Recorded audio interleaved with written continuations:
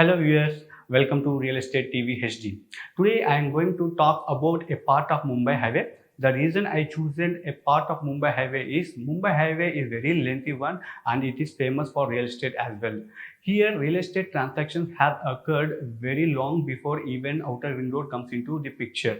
That means it is not at all depending on a specific factor. By organically it is growing in terms of developments. So in this part of Mumbai Highway I am choosing a place called Gangaram, which is near to Chandanagar till Hyderabad. In this stretch, again I want to split into two parts, like part A from Gangaram to Peddapur and part B is from Peddapur to Hyderabad. The reason I have chosen Peddapur as middle point, there we are going to get near and by regional ring road. Apart that, 2 days back, our current central railway minister Ashwini Garu have provided an update like they are taking proper measures for the implementation of a ring rail. That's the reason I have chosen a part A which is ending with the Peddapur. Another point, we know like earlier Revanth Reddy Garu mentioned, like his point of view is the land which comes till outer ring road is considered as urban area and land which is coming between outer ring road and regional ring road is considered as suburban area. Rest of the Telangana area is considered as rural area. So these are the points I consider under division of Peddapur between these two parts. Now let's switch to part A. So at Gangaram soon we are going to see huge land road developments. First point is from there we are going to get double-decker flyover, which is almost 1.2 kilometers length and it is going to end at Ashok Nagar. Since I mentioned it's a double decker, the upper layer will be utilizing by the metro rail and the lower level will be utilizing by two-wheelers and four-wheelers. As I mentioned, it's a metro line. We all know like phase 2 metro rail is going to be happen in near future. So it is extending from Bijapur stop to till Patancheru. So that is the second point. Third point is like we all know like Modi Garu in Sangareddy has laid stone foundation to stretch the national highway, Mumbai highway from 4 lane to 6 lane. This is going to start from Madinaguda until Sangareddy. So government is taking strong measures to develop the road connectivities due to huge crowd accumulating, keeping the center point as BHL. Like if you see the areas around BHL like Chandanagar, Viranguda, Aminpur, Shelingapalli, Patancheru, lot of population is growing. Okay, now once we get down from double-decker flyover at Ashok Nagar, if we travel around 1 kilometer, right hand side, we can see Viranguda Kaman, which is going to connect a road to outer ring road, Sultanpur exit number 4. It's already existing 100 feet road. There real estate transactions have happened heavily from year 2015 onwards. If you observe by the year 2015 or 2016 year, 150 square yard house is charging around 35 to 36 lakhs. Now it is charging around 1.2 crores to 1.5 crores. So it is increasing due to the increase of land prices. So people are slowly moving to apartment culture even in Viranguda, so that they are going to get a square feet price around 3,500 to 4,500. Now let's come back to Mumbai Highway.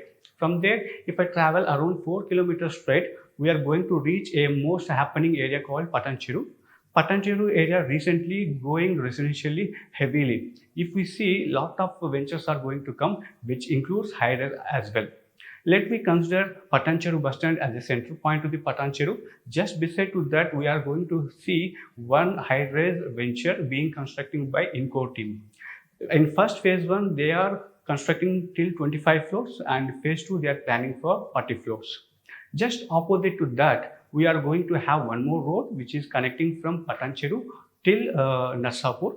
This road is connecting places like Indrisham, Ainol, Peddakancherla, Daulatabad and Narsapur. In this stretch also, few places real estate transactions are heavily happened. Even there also 150 square yard villa is charging around 1.2 crores to 1.5 crore. So as I mentioned, similar to Viranguda, here also apartment culture is slowly growing. Let's come back to our Patancheru bus stand. There are few more updates related to Patancheru. So as per Green Tribunal, National Green Tribunal, they have directed our Telangana government to construct a super specialty hospital which can hold 200 beds capacity in spread land of 13.15 acres of land. So that is the boosting point for Patancheru in near future. Second one is Patancheru is already having a market yard which is limited in size. Government is taking serious actions in expanding it so that it will be available to multiple vendors and people as well. So that is also one strong potential thing going to happen in near future. From that point, if I walk 200 to 300 meters straight towards Muttangi exit, left hand side I can see one more road which will be connecting to Shankarpalli. Right now it is not 100 feet road, but it is proposed 100 feet road. Here also lot of ventures are available. By the year 2015 and 16, around square yard price is 8,000. Now it is charging around 30,000 to 40,000. So now let me come back to again Mumbai highway. From here, around 3 kilometers travel, we can reach to Muttangi exit number 3. Both the sides of the road, we can see some warehouses like DMart and Amazon. Right hand side, still we can see some industries related to whites manufacturing kind of thing. Once we reach to Muttangi exit, near to that we can see one more residential project developing by Ramki.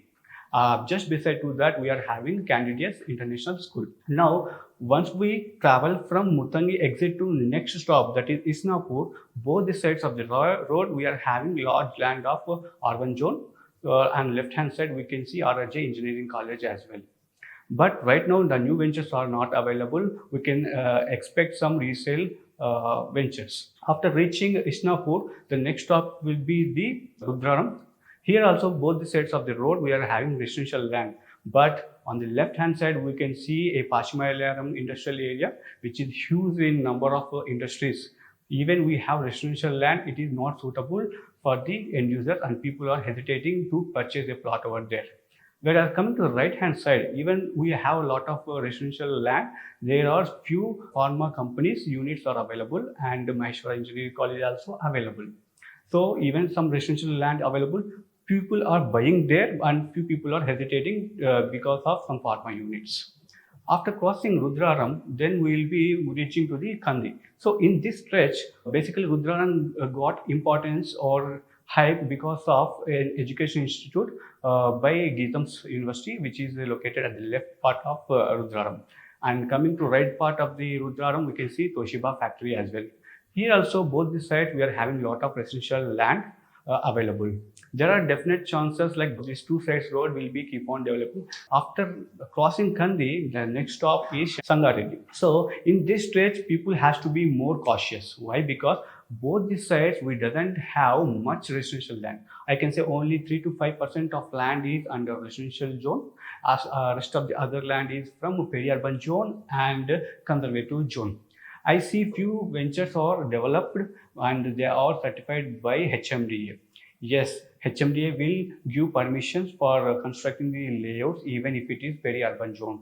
But there is a challenge here. What is the thing is, if you are purchasing a plot in peri-urban zone, even you got the registration, once the time you go for construction of a house, then you will be giving some restrictions like 25% of land only you are allowed to construct the house.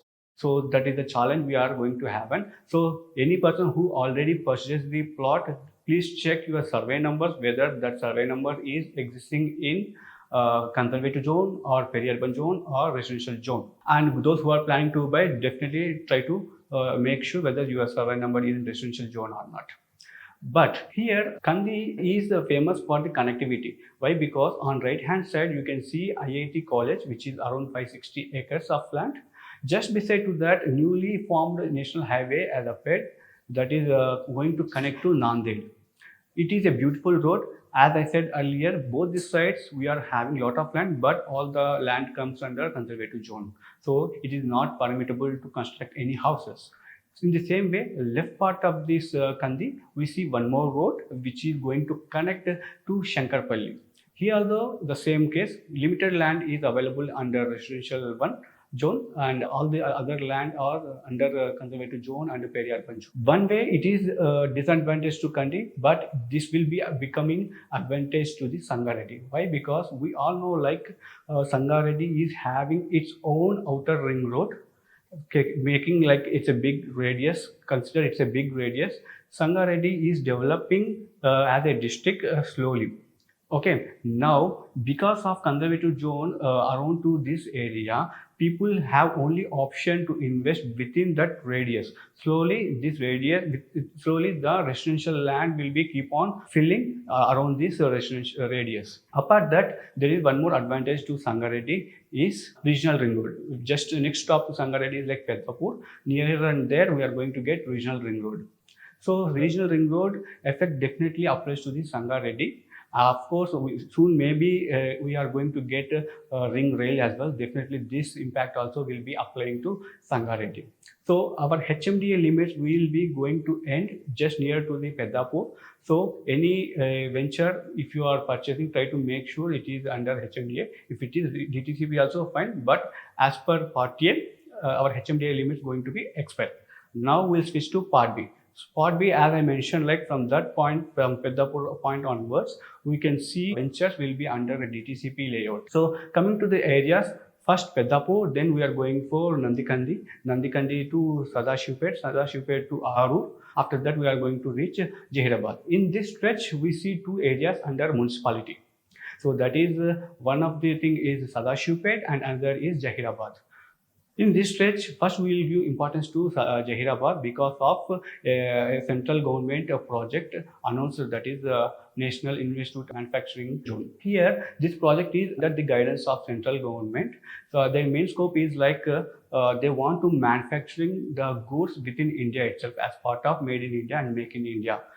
Those products which we are importing from other countries, they want to reduce that and want to manufacture in our India itself. That is the main motto here. This project is going to come around 12,635 acres and projecting 2 lakhs to 2,40,000 employees going to be generated.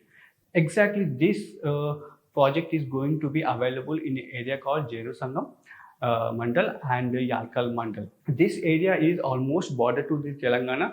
This will be benefit to both Telangana and Karnataka as well. As I mentioned, like it is going to generate 2 lakhs to 2 lakhs 40 employees, right? Within 12,635 acres, we are almost having 700 to 750 acres of land allotted for residential purposes. But this land is not at all enough for employment generation 2 lakhs to 2 lakhs 40,000.